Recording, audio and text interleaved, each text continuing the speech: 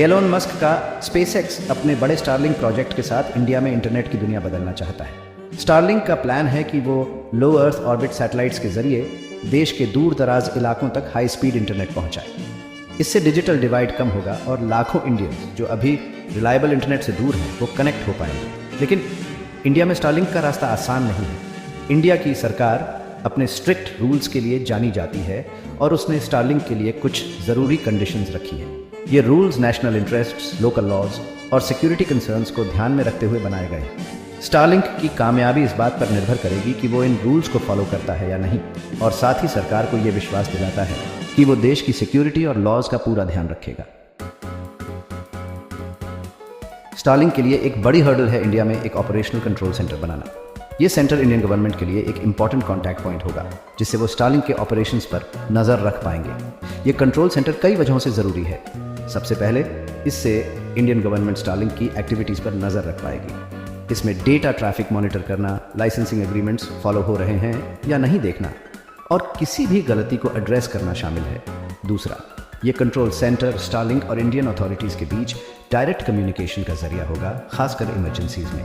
ये natural disasters या security threats जैसी सिचुएशंस में रिस्पॉन्ड करने के लिए बहुत ज़रूरी है।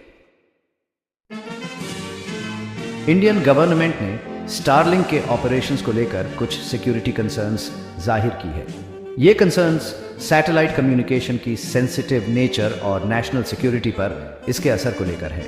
इन कंसर्न्स को दूर करने के लिए सरकार ने स्टारलिंक के लिए कुछ सिक्योरिटी प्रोटोकॉल्स मैंडेटरी किए हैं। एक ज़रूरी चीज़ है कि Indian law enforcement agencies official channels के थ्रू स्पेसिफिक कॉल्स या डेटा ट्रांसमिशंस ब्लॉक कर सके, खासकर इमरजेंसीज में।